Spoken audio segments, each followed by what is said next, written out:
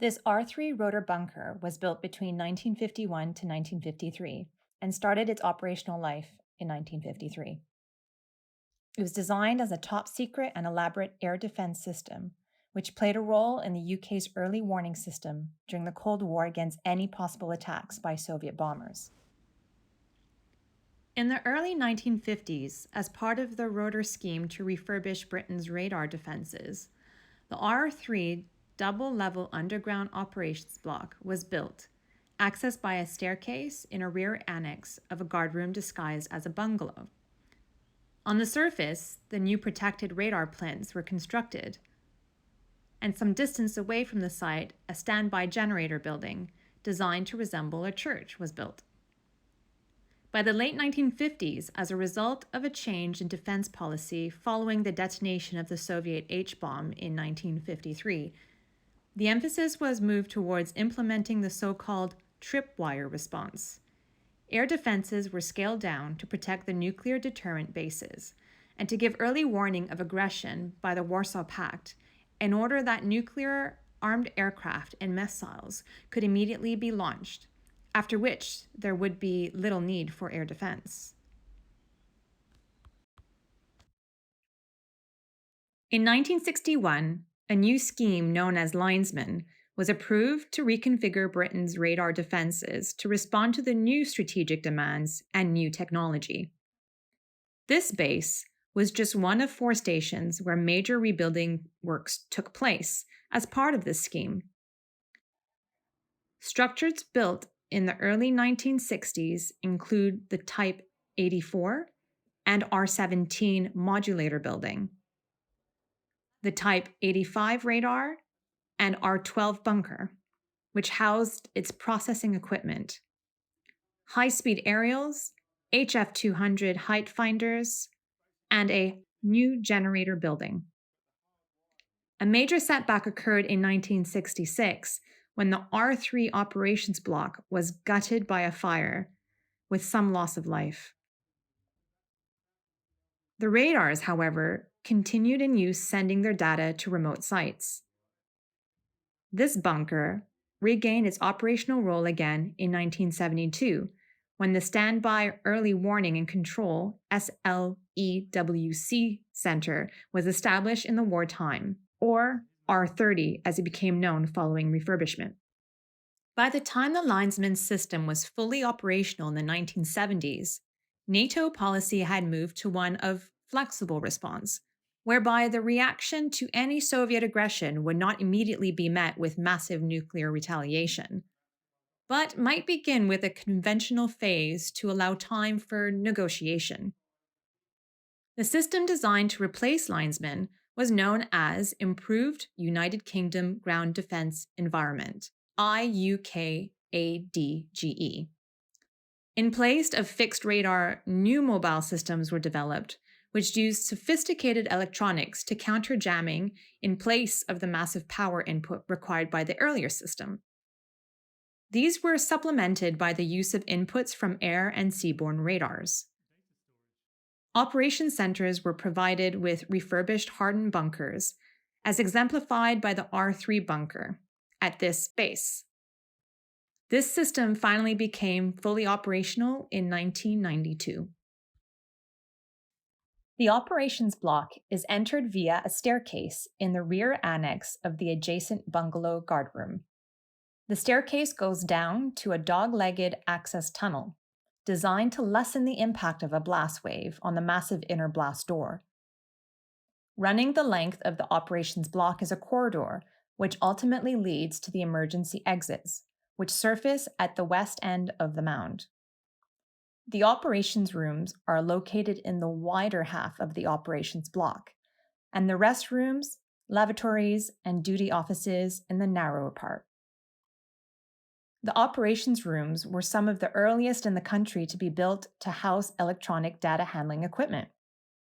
Special features of the design which reflect this include false floors set on steel frames supported by brick carrier walls, below which cabling and ducting is run. The removable floor panels gave flexibility to alter the internal layout as new equipment was introduced. The tremendous heat generated by the processing equipment, which relied on glass valves, is indicated by the space in the building devoted to the air conditioning and cooling plant, linked to forced air ducts below the floor and under the ceiling. The ducts were originally attached to the equipment racks and consoles by flexible metal hoses.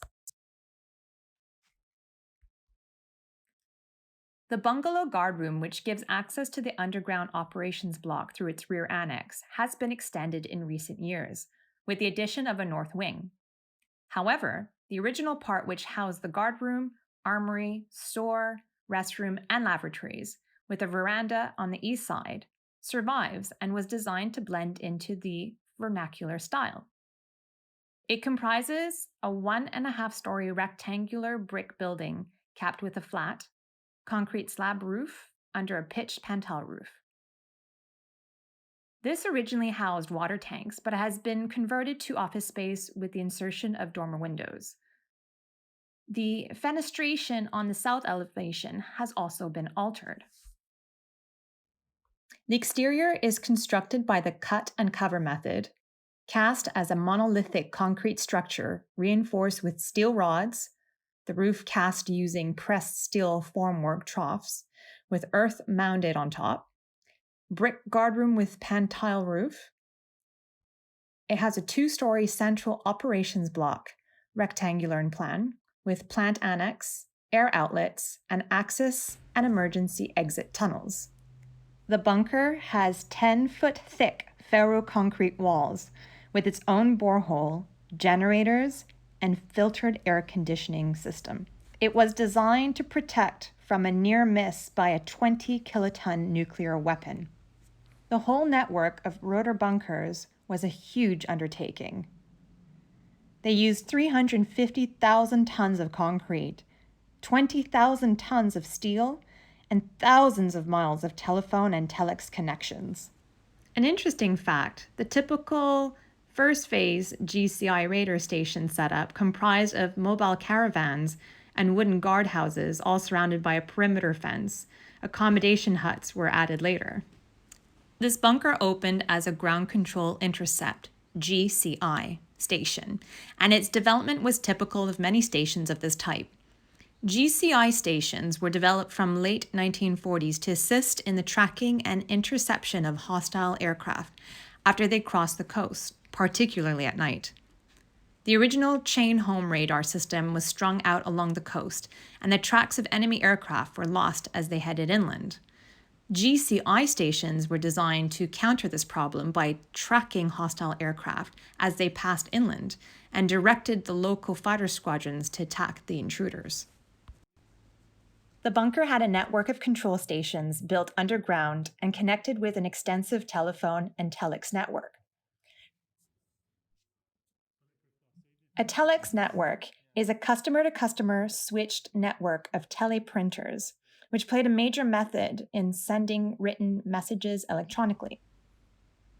In the 1960s, a terrible fire broke out in the bunker and burnt for 9 days straight before being extinguished finally by flooding the actual bunker. It was set by a disgruntled employee and required a major rebuild which took place over 8 years. This is a perfect example of the importance of needing fire alarm systems and fire suppression systems. Following the devastating fire, a new plant room was built for a standby generator and air outlets and vents, which were buried in large holes next to the existing bunker. The original entrance through the guard room was retained. A large suite of decontamination rooms was added, reflecting the concerns about biological and chemical agents, as well as nuclear weapons. The interior of the original 1950s structure was essentially retained, but entirely re-equipped. The most noticeable change in the operations room being the replacement of the manually updated tote boards with personal electronic displays. This computer equipment was removed following the decommissioning of the R3 in 2004, though the air conditioning plant remains in use. Chemical warfare, or biological weapons, have been used as far back as 1346. In 1763, for instance, the British forces General Amherst, to avoid battle, sold blankets infected with smallpox to native North American Indians. In April 1915, German forces conducted the first chemical attack in wartime, releasing chlorine gas, killing an estimated 5,000 unprepared British troops in Belgium, with the most notorious of attacks being the use of chemicals in the mass exterminations in the gas chambers of the death camps. World War II, British also looked into possibilities using anthrax to infect beef stocks of Germany. The Japanese also devoted a lot of research experimenting with the plague, minor attacks on China via infected fleas and rice. The most significant step was when the world entered the nuclear age, and the US made a nuclear device and dropped it on the cities of Nagasaki and Hiroshima in Japan, killing 200,000 people. There is an ever-present threat to consider in our time, where extremist groups could obtain crude weapons and use them to mass effect. Categories of chemical agents. Lethal, designed to kill, but small doses may incapacitate. Damaging, primarily designed to cause casualties, either short or long term, may also cause death. Incapacitating, primarily designed to cause incapacitation, but usually temporary. Symptoms of physical incapacitating agents include nausea and vomiting, coughing, severe irritation to the eyes and nose, and diarrhea. Symptoms of mental incapacitating agents: dilation of pupils, dry mouth, fast pulse, drowsiness, delusions, hallucinations.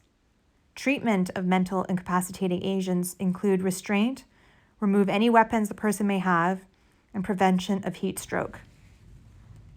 Dissemination, liquid, as splashes or droplets, solid, as powder or liquid which rapidly dries into powder, a vapor, as a rapidly evaporating liquid or volatile liquid that evaporates into a vapor when released as finely divided droplets, and aerosol, finely divided droplets suspended in the air. Routes of entry may be inhalation, ingestion, or absorption. How to minimize the effects.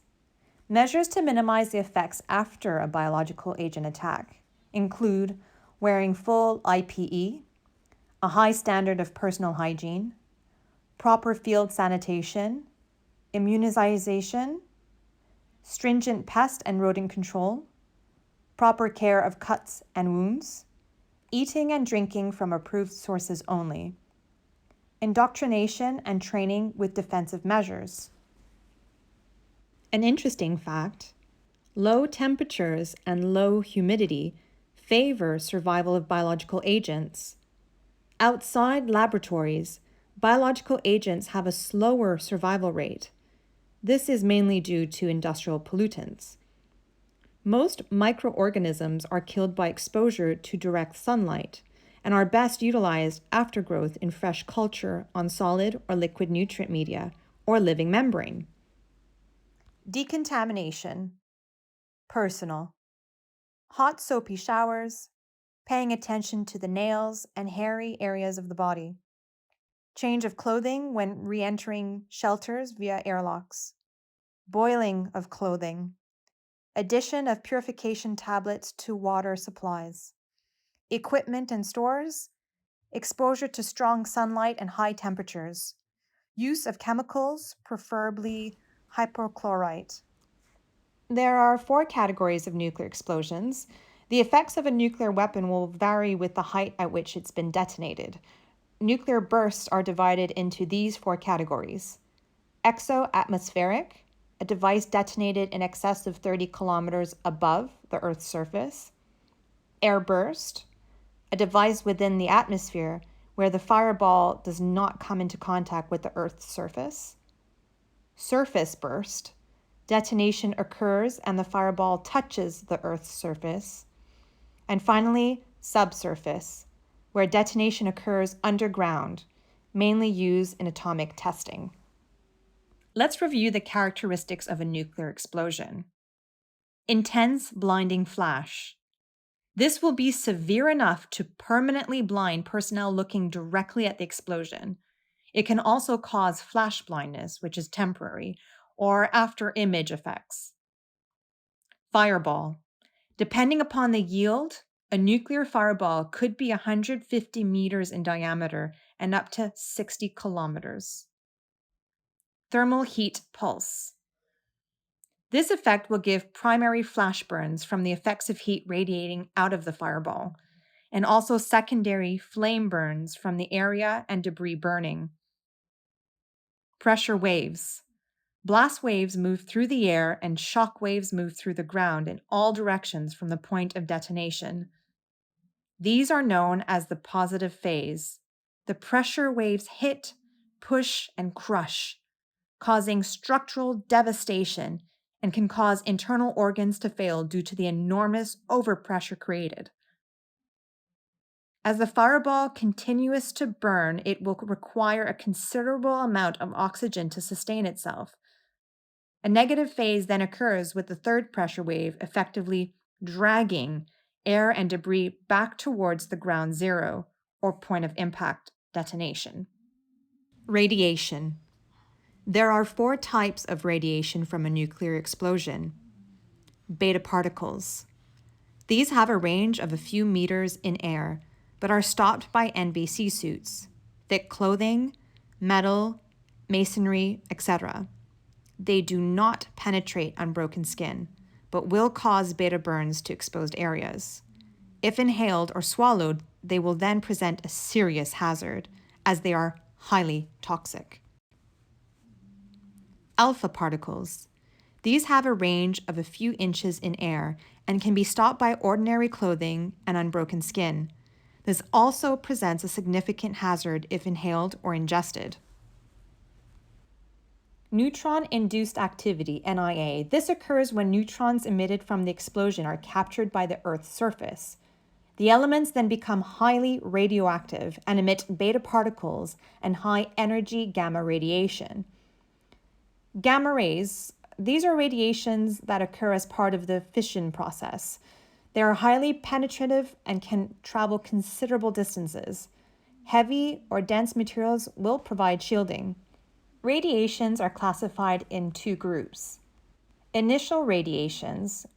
This is all radiations occurring within the first 60 seconds of a nuclear explosion.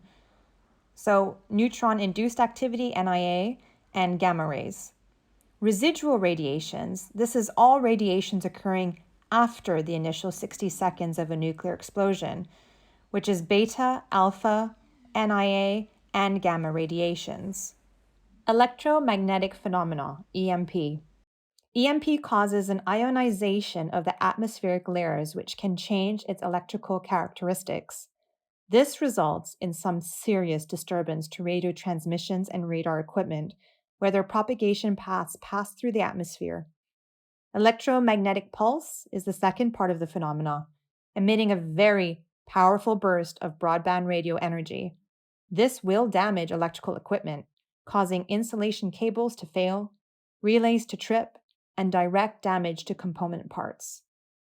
To minimize effects of EMP, switch off all unused equipment, remove antennae and coaxial cables, and keep cables as short as possible. And lastly, prominent cloud. Most nuclear explosions create a characteristic mushroom cloud. This cloud is made up of debris passing through GZ and up into the fireball itself. Let's review reducing the effects of nuclear weapons. Protection from the immediate effects include flash, heat, blast, radiation. Pre-attack protection measures include building a narrow trench with at least 18 inches of overhead cover, remaining under cover, ensure that all equipment is protected, and use natural features depending on where you are. Types of trenches: open slit trench. This will give you protection from the blast and shock waves. Thermal slit trench. By simply placing a kip or poncho over your trench, you will greatly reduce the effects of a nuclear explosion. Full battle trench. The full battle trench gives you the best protection from a nuclear explosion. Here are casualty figures using different types of cover from an airburst. If you are in the open, 100% casualty. If you are in the open battle trench, 40%.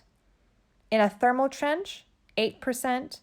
And in a full battle trench, only 4%.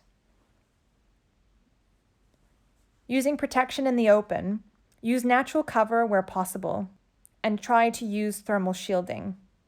Blast protection, dig trenches, remain under cover, removal of loose objects, use natural features. Thank you so much for watching. I hope this was interesting. And don't forget to subscribe to Peak Survival.